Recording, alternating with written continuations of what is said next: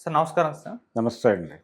Sir 'NT Ramarao' గారి పౌరాణిక చిత్రాలు అప్పట్లో సెన్సేషన్ క్రియేట్ చేస్తే ఎన్నో సినిమాలు కూడా తీశారాయన పౌరాణికాల్ని బేస్ చేసుకొని. అయితే ఇప్పుడు వాటిపైన హిందూ సంఘాల నుంచి విమర్శలు వస్తున్నాయి, దాడి జరుగుతుందని చెప్పేసి కథనాలొస్తున్నాయి సార్. మరి నిజంగా హిందూ సంఘాలు రామారావు గారి సినిమాల పైన విమర్శలు చేస్తున్నారా? అంటే అప్పుడేమన్నా ఆయన వీళ్ళ మనోభావాలు దెబ్బతీసే విధంగా సినిమాలేమన్నా తీశారా? అయితే వాళ్ళిప్పుడు ఈ విధంగా ఎందుకు రియాక్ట్ అవుతున్నారు సార్? అసలేం జరుగుతుంది? అంటే ఈ మధ్య అనంత శ్రీరాముడు గన్నవరం దగ్గర జరిగినటువంటి ఒక కార్యక్రమంలో మాట్లాడుతూ హ్మ్.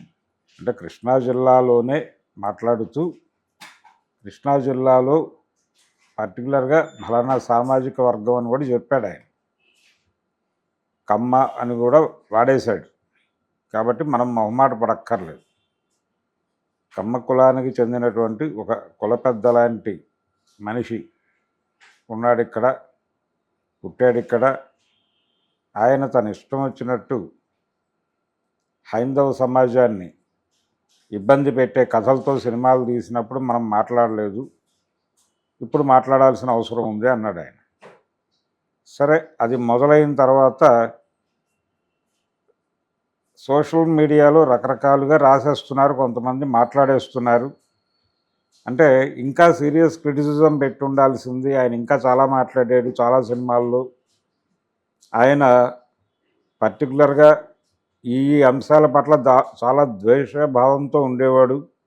ఆ ద్వేషాన్ని రకరకాల చోట్ల వ్యక్తీకరించాడు. ఇలా కొంతమంది రాస్తుంటే, కొంతమంది ఆయన సినిమాల్లో క్వాలిటీ ఉండేది కాదు, అంటే ఆర్గ్యుమెంట్లు ఉండేవి కానీ క్వాలిటీ ఉండేవి కాదు, ఈ ఆర్గ్యుమెంటులు కూడా కొంచెం కన్ఫ్యూజ్ చేసే పద్ధతిలో ఉండేవి అనేది కొంతమంది రాస్తున్నారు. వ్యాసాలు రాస్తున్నారు. ఇప్పుడు సోషల్ మీడియాలో చాలా డిబేట్ జరుగుతోంది ఎన్టీఆర్ సినిమాల్లో వ్యక్తీకరించిన భావజాలం మీద. అది దానవీర సూరకర్ణలో మాట్లాడిన ఆచార్యదేవ అనే డైలాగ్ మీద కూడా చర్చ జరుగుతుంది ఇప్పుడు. అంటే అక్కడ ఇంటెన్షన్ ఏమిటి అంటే, మా కురువంశం ఏనాడు కులహీనమైనది అంటాడు ఆయన. ఇప్పుడు కులము అని వ్యర్థవాదం ఎందులకు అంటాడు. ఆ డైలాగును తీసుకుని కులహీనమైనది అని చెప్పడం కరెక్టా అనే దాని మీద ఒక చర్చ జరుగుతోంది. అయితే కులహీనమైనది అని ఆయన ఏ కాంటెక్స్ట్లో చెప్పాడు? కులహీనమైనది అని అనవలసిన అవసరం లేదు, కానీ అన్నాడు. ఎందుకు అని ఉంటాడు అంటే ఆ కాంటెక్స్ట్లో అన్నాడు ఆయన. అంటే మనం కులం గురించి మాట్లాడటం ఏమిటి, మనం కులం అసలు ఉందా మన దగ్గర అన్న పద్ధతిలో ఒక సెల్ఫ్ క్రిటిసిజం చేసుకుంటూ ఇలా రూట్స్లోకి వెళ్ళి మాట్లాడతాడు. అది జస్టిఫికేషన్, ఆ క్యారెక్టర్లో నుంచి చూడాలి. అది ఆ క్యారెక్టర్లో నుంచి చూడాలి, కానీ బయట నుంచి చూస్తే అది ఆడ్గానే కనిపిస్తుంది. అలా ఆడ్గా కనిపించిన వాళ్ళు క్యారెక్టర్లో నుంచి చూసే ప్రయత్నం కన్నా కూడా ఇది సబబా అన్న టోన్లో ఒక ఆర్గ్యుమెంట్ని స్ప్రెడ్ చేస్తున్నారు. అయితే ఎవరు ఎన్ని విధాలుగా మాట్లాడినప్పటికీ ఆయన పౌరాణిక సినిమాల్లో మాట్లాడిన రకరకాల ఆర్గ్యుమెంట్లు, అలాగే ఆయన ఆర్య ద్రావిడ సిద్ధాంతం కూడా మాట్లాడాడు ఓ సినిమాలో. రాముడి పాత్ర వేసి రావణ భజన చేశాడు ఒక సినిమాలో. అంటే రేపు ఒక ధృవతార రాలిపోనున్నది అంటాడు. ఎవరా ధృవతార అని అందరూ, ఆంజనేయుడు లక్ష్మణుడు అందరూ ఆందోళన పడతారు. వీళ్ళందరూ ఆందోళన పడుతుండగా నెమ్మదిగా చెప్తాడు ఆయన, రావణ బ్రహ్మ అని. అదేమిటి, ఆ దుర్మార్గుడు చనిపోతుంటే మీరు బాధపడటం ఏమిటి అంటారు అందరూ. లేదు ఆయన చాలా గొప్పవాడు అని రాముడు చెప్తాడు వీళ్ళందరికీ. అట్లా రాముడితో రావణుడి గురించి ఒక ఉపన్యాసం చెప్పించటం లాంటి కొన్ని పనులు చేశాడు ఆయన. అయితే ఆయన జస్టిఫై చేసుకుంటూ ఒక ఆర్గ్యుమెంట్ చెప్పేవాడు. పురాణాలని నేను క్రిటికల్గానే తీస్తాను, క్రిటికల్గా తీయటం తప్పు కాదని నేను అనుకుంటున్నాను. నేను అపహాస్యం చేయలేదు ఎప్పుడు, నేను క్రిటికల్గా వెళ్ళాను తప్ప రెడిక్యూల్ చేసే ప్రయత్నం ఎప్పుడూ చేయలేదు. కాబట్టి నా క్రిటిసిజం మీద కౌంటర్ క్రిటిసిజం ఏదైనా ఉంటే మాట్లాడండి, దానికి నేను సమాధానం చెప్పగలిగితే చెప్తాను, లేదంటే లేదు అని ఒక ఆర్గ్యుమెంట్ చెప్పేవాడు ఆయన. ఆయన ఉన్న రోజుల్లో ఆయన దగ్గరికి ఈ విషయం ప్రస్తావనకు వచ్చినప్పుడల్లా ఇదే చెప్పేవాడు ఆయన. అది కామేశ్వరరావు గారికి చెప్పాడు, ఇద్దరు ముగ్గురు ఇతర దర్శకుల దగ్గర కూడా ఈ ప్రస్తావన చేశాడు ఆయన. రెండోది క్వాలిటీ ఎందుకు ఉండవు, ఆయన సొంత సినిమాలు ఆయన ఒక పర్పస్ కోసం తీసేవాడు, ఒక ఆయనకు అనిపించిన ఒక విషయం చెప్పడం కోసం సినిమా తీసేవాడు. ఆ సినిమా తీసేటప్పుడు దీన్ని సమాజం సంపూర్తిగా ఆదరిస్తుందా లేదా అనే దీనిలో కూడా ఆయనకి సందేహం ఉండేది. జనం ఆదరిస్తారా అని చెప్పి ఆదరించరేమో అని చెప్పాల్సింది చెప్పకపోవడం తప్పు అనుకునేవాడు. అనుకుని చెప్పక తప్పదు, కానీ నష్టపోకూడదు, మనం నష్టపోకుండా దీన్ని నడపాలి. అందుకని ఏం చేసేవాడంటే సొంత సినిమాలు తీసేటప్పుడు డిస్ట్రిబ్యూటర్లను అడిగేవాడు, అయ్యా రామారావు ఫ్లాప్ సినిమాకి ఎంత వస్తుంది అని అడిగేవాడు. వాళ్ళు చెప్పేవాళ్ళు ఇంత వస్తుంది అని. దానిలో సగం డబ్బులు పెట్టి సినిమా తీసేవాడు. అంటే సినిమా ఫ్లాప్ అయినా ప్రాఫిట్ వస్తుంది. ప్రాఫిట్ వస్తే ఇలాంటిదే ఇంకొక సినిమా తీయటానికి ఉపయోగపడుతుంది. అట్లా ప్లాన్ చేసుకుంటూ వెళ్ళాడు. అందుకని క్వాలిటీ తక్కువే ఉంటుంది ఆయన. అంటే ఒక ఆర్టిస్ట్తోనే 6 క్యారెక్టర్లు చేయించిన సందర్భాలు ఉన్నాయి. చలపతిరావుతో దానవేరు స్వరకరంలో 5వ క్యారెక్టర్లు చేయించాడు ఆయన. ఆ చివరి పాత్ర చేస్తూ ఉండగా అడిగాడు తనే, అన్నగారు ఇన్ని చేసేస్తున్నాను నేను, జనం గుర్తుపట్టేస్తారేమో, నవ్వుతారేమో అని. అప్పుడు రామారావు గారు చెప్పిన సమాధానం ఏంటంటే, చలపతిరావు చాలా ఇంటర్వ్యూల్లో చెప్పాడు ఇది, ఎన్టీ రామారావు అంటే ఎవరో తెలియని గ్రామాలు కూడా ఉన్నాయి ఇంకా ఆంధ్రప్రదేశ్లో, నిన్ను గుర్తుపట్టడం ఏంటి, నోరు మూసుకుని చెయ్యి అన్నాడు. అంత క్లారిటీతో ఉండేవాడు ఆయన. కాబట్టి అలాగే తీసేవాడు. సత్యనారాయణతో 2 క్యారెక్టర్లు, జగ్గారావుతో కొన్ని, ఇలా తను 3, 4 వేసేవాడు. వాళ్ళ పిల్లలతో యాక్ట్ చేయించేవాడు. ఇలా ఒక డిజైన్ ఉండేది ఆయన. ఆ డిజైన్లో వెళ్ళేవాడు. ఆడే సినిమాలు ఆడేవి, పోయే సినిమాలు పోయేవి, అవన్నీ పట్టించుకునేవాడు కాదు. దానవీర సూరకర్ణ చాలా తక్కువ డబ్బులతో తీశాడు ఆయన. 40 రోజుల్లో కంప్లీట్ చేశాడు సినిమాని. అంతా కలిపి 20 లక్షల లోపే ఖర్చు అయింది. అది 17-15 మధ్య అంటారు. ఆ సినిమా 2 కోట్లు కలెక్ట్ చేసింది. మరి అది బీభత్సమైన ప్రాఫిటే కదా. ఆ ఆర్గ్యుమెంట్లు ఆ సమాజానికి కనెక్ట్ అయ్యాయి. ఎందుకు కనెక్ట్ అయ్యాయి? కురుక్షేత్రం ఎందుకు దెబ్బతింది, ఈ సినిమా ఎందుకు ఆడింది అంటే ఇదేదో గొప్పగా ఉందని కాదు. కురుక్షేత్రమే గొప్పగా తీశారు నిజానికి. వాళ్ళు చాలా ఖర్చు పెట్టారు, 40 లక్షల పైన ఖర్చు పెట్టారు ఆ సినిమాకి. అంత ఖర్చు పెట్టి అంత క్వాలిటీతో రాజస్థాన్ వెళ్ళి తీసుకొచ్చారు. ఆ కష్టం ఎందుకు వృధా అయిందంటే, ఈ సినిమాలో ఆయన అప్పటి సమాజం ఏదైతే ఆలోచిస్తోందో ఆ ఆలోచనలకి కనెక్ట్ అయ్యేటువంటి అభిప్రాయ ప్రకటన చేసింది ఈ సినిమా. అది ఏదో మేరకు కనెక్ట్ అయింది. వాళ్ళు క్షుణ్ణంగా స్టడీ చేసి సినిమాని ఓన్ చేసుకున్నారా అనేది చెప్తే కష్టమే, కానీ వాళ్ళకి ఎక్కడో ఈ క్వశ్చన్ చేయటం అనేది కనెక్ట్ అయింది. ఈ క్వశ్చనింగ్ అనే కల్చర్ అప్పుడు సొసైటీలో ఉండింది. అది ఉండటం వలన ఆ ప్రేక్షకుడు దీనికి కనెక్ట్ అయ్యి చూశాడు సినిమాని, ఎంజాయ్ చేశారు. వాళ్ళు ఎంజాయ్ చేయటానికి తగ్గ వాతావరణం ఉంది సమాజంలో. ఇప్పుడు ఆయన ఆర్య ద్రావిడ సిద్ధాంతం తీసుకొచ్చి రాముడితో రావణ భజన చేయించిన సినిమా కూడా దాదాపు 35 రోజులు బాగానే వెళ్ళిపోయింది. అది ఎందుకు వెళ్ళగలిగింది? ఆ సినిమా 2వ రోజే ఆగిపోవాలి కదా. ఎందుకు ఆగలేదు అంటే ఆ సొసైటీ ఆ అభిప్రాయాలను యాక్సెప్ట్ చేసే కండిషన్లో ఉంది, అందుకని చూశారు. లేకపోతే 2వ రోజే పక్కన పడేయాల్సిన సినిమా పడేయలేదు. ఇలాంటి అభిప్రాయ ప్రకటనలు చాలా చేశాడు ఆయన. ఇప్పుడు ఆయన శ్రీనివాస్ కళ్యాణం అని చివరి రోజుల్లో వచ్చిన సినిమా ఒకటి ఉంది, ఆయన ఇండస్ట్రీ నుంచి వెళ్ళిపోయే ముందు వచ్చిన సినిమా. దాంట్లో ఒక ముస్లిం క్యారెక్టర్లో సత్యనారాయణ కనిపిస్తాడు. కనిపించి మక్కా వైపు తిరిగి నమాజు చేసిన, 7 కొండలు ఎక్కి వెంకన్న అని మొక్కినా ఒకటే కదా. ఇలాంటి ఎవరు వాంటెడ్గా వీళ్ళిద్దరి మధ్య చిచ్చు పెడుతున్నారు. తిరుమలలో మాకు కూడా షేర్ ఉంది కదా, అక్కడ బీబీ నాంచారి ఉంది కదా, ఇలా రకరకాల మాటలు నడుస్తాయి. ఇది కొంచెం వితండవాదంలో అనిపించవచ్చు, కానీ ఏదో ఒక ఆర్గ్యుమెంట్ పెట్టే ప్రయత్నం చేసేవాడు ప్రతి సినిమాలోనూ. ఏదో ఒక చర్చ జరగాలి, అది సమకాలీన సమాజంతో లింక్ అయి ఉండాలి అనుకుని సమకాలీన సమాజంతో లింకు పెట్టి ఆ పౌరాణిక పాత్రలతో మాట్లాడించేవాడు. అదొక టెక్నిక్. ఆ టెక్నిక్లో ఆయన సినిమాలు తీసేవాడు. ఆ ధోరణి అనుకోవచ్చు. ఆయన చదివేవాడు. ఆయన పత్రికలు చదివేవాడు.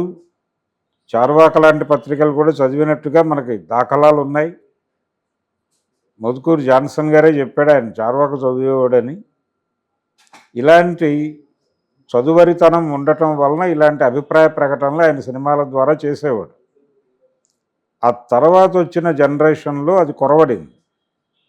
ఆయన పిల్లల్లో కూడా అది కొరవడింది. అందుకని ఆయన లాంటి అభిప్రాయాలతో సినిమాలు డైరెక్ట్ చేయాలనే కోరిక ఉండటం. ఇప్పుడు నాగేశ్వరరావు గారికి కూడా అదే ఏరియాలో ఉన్నాడు. ఆయన కూడా ఈ విషయాలన్నీ తెలుసు ఆయనకి. ఆయన కూడా దేవుడు ఉన్నాడా లేడా అంటే లేడనే చెప్పేవాడు. నాస్తికుడుగానే ఉన్నాడు ఆయన.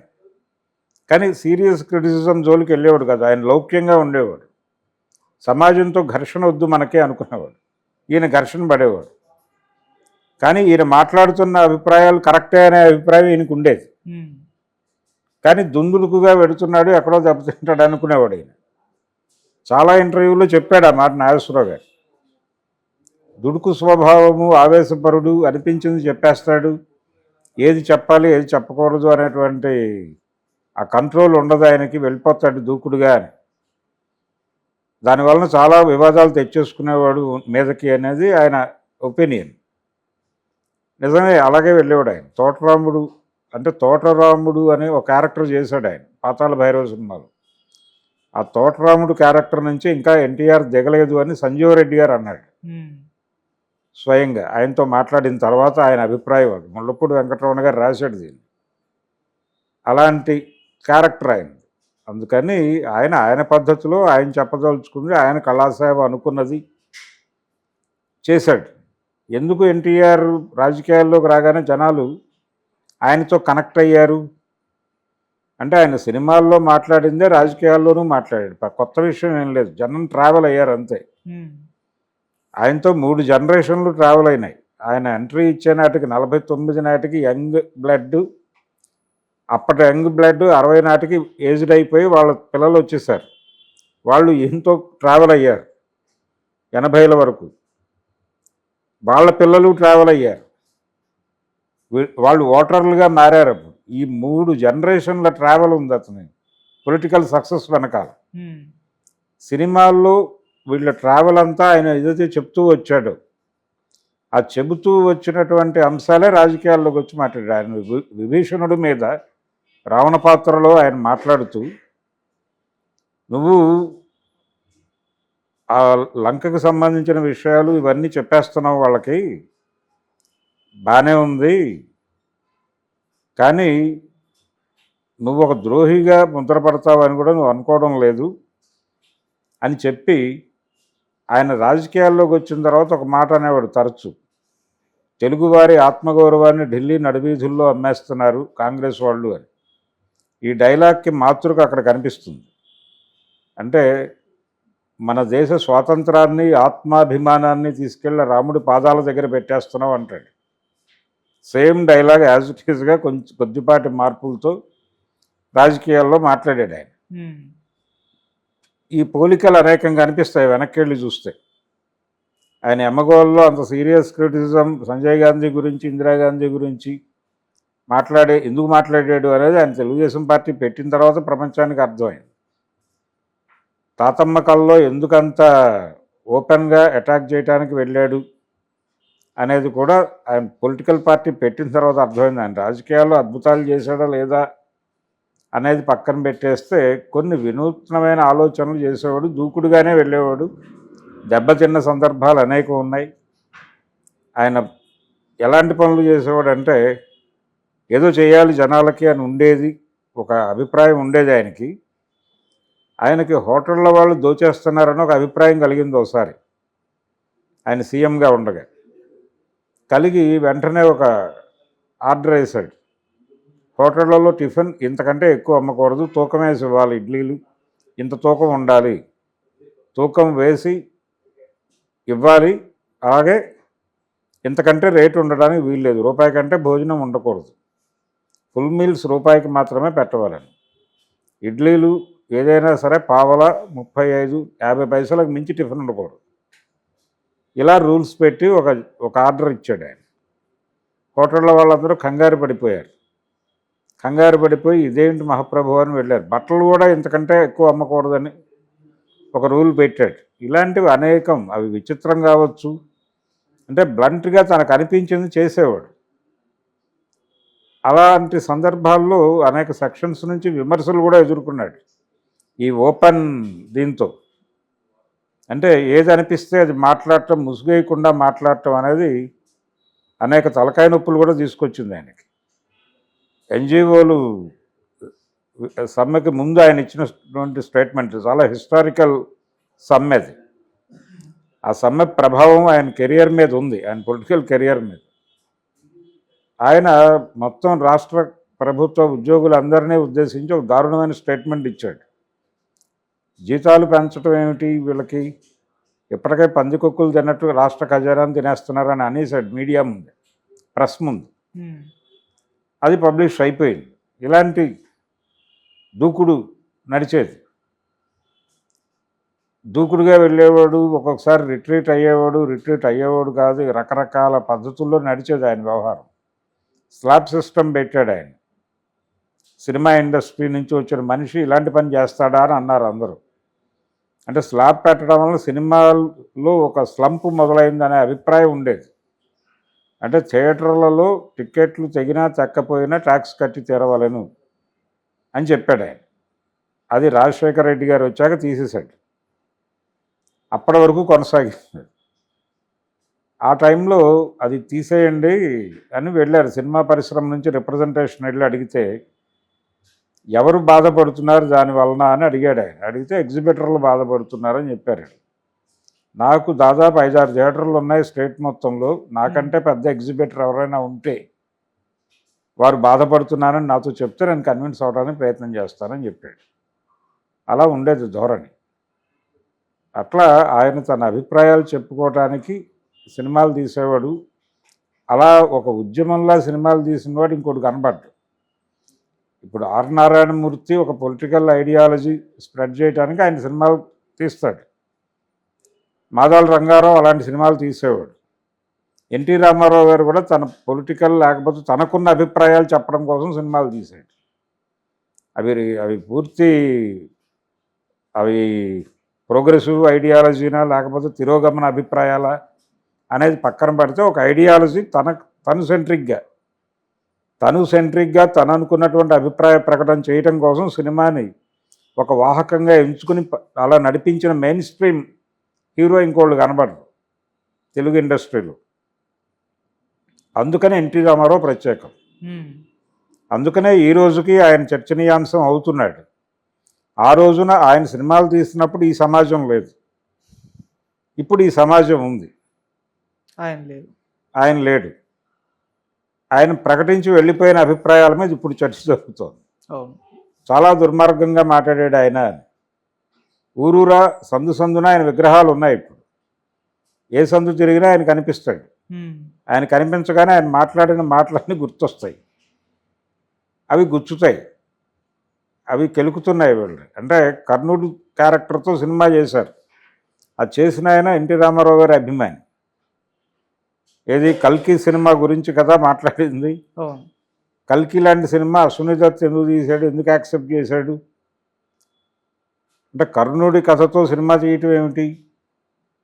కర్ణుడు లాంటి దుర్మార్గుడి కథతో అంటే ఎన్టీ రామారావు తీయటం ఏంటి? ఎన్టీ రామారావు కంటే ముందు శివాజీ గణేశన్ చేశాడు కదా, అందులో ఎన్టీఆర్ కూడా ఉన్నాడు, అది వేరే గొడవ. కానీ కర్ణుడి క్యారెక్టర్ శివాజీ కూడా చేశాడు. తమిళ్లో బిఆర్ పంతులు గారు తీశాడు ఆ సినిమా. ఆ సినిమాలో యాక్ట్ చేసిన తర్వాత కదా ఈయనకి ఐడియా వచ్చింది. కాబట్టి దీనికి ఒక బేస్ ఉంది.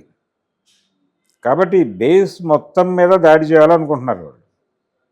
అనుకుని అశ్విని దత్తును కూడా టార్గెట్ చేశారు. అందులో చేసి కర్ణుడు హీరో వీళ్ళకి, లేకపోతే రావణాసురుడు హీరో కొంతమందికి.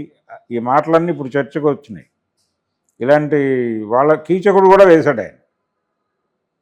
కీచకుడిలో ఉన్నటువంటి పాజిటివిటీని చెప్పే ప్రయత్నం కూడా చేశాడు. అది మరీ వైపరీత్యము విపరీత ధోరణి అన్నారు, కానీ ఆయన చేశాడు.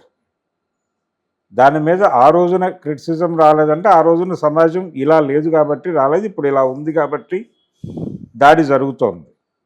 ఇప్పుడు ఆనాటి సమాజాన్ని ఈనాటికి తెచ్చుకోవాలి అనుకుంటున్నటువంటి వాళ్ళు ఎవరైనా సరే ఇప్పుడు ఎన్టీఆర్ మీద జరుగుతున్నటువంటి దాడి గురించి మాట్లాడాల్సిన అవసరం ఉంటుంది.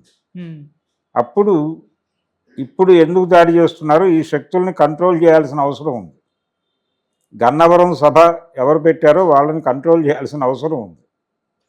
అందుకని ఎన్టీఆర్నే వెపన్గా ఉపయోగించవలసినటువంటి అవసరం ఈ శక్తులకు కూడా ఉంటుంది. ఓకే. ఆయన పెట్టినటువంటి పార్టీ నుంచి స్పందన లేదు. ఆ పార్టీ అధికారంలో ఉంది, పైగా అక్కడే వాళ్ళు నోరు మెదపలేదు. ఎందుకంటే వాళ్ళు ఆల్రెడీ వీళ్ళతో కొల్లుడై ఉన్నారు. ఏ వేదిక మీద అయితే ఎన్టీఆర్ గురించి బ్యాడ్గా మాట్లాడారో ఆ మాట్లాడిన వేదిక తాలూకా పొలిటికల్ పార్టీతో కాపురం చేస్తోంది ఇప్పుడు రామారావు గారు పెట్టిన పార్టీ. అది దౌర్భాగ్యం. అందుకని అట్నుంచి మాట రాలేదు. ఇది చారిత్రక విషాదం అంటారు ఇలాంటి వాటిని. ఓకే. అందుకని ఎన్టీ రామారావు ఇప్పుడు అక్కడ లేడు. ఎన్టీ రామారావు ఇప్పుడు వాళ్ళ మీద దాడి చేయాల్సినటువంటి వాళ్ళ చేతుల్లో వెపన్గా మారుతున్నాడు. ఆ అనివార్యతను క్రియేట్ చేస్తోంది కూడా వాళ్ళే. అది విషయం. Okay sir. Thank you so much sir. Thank you.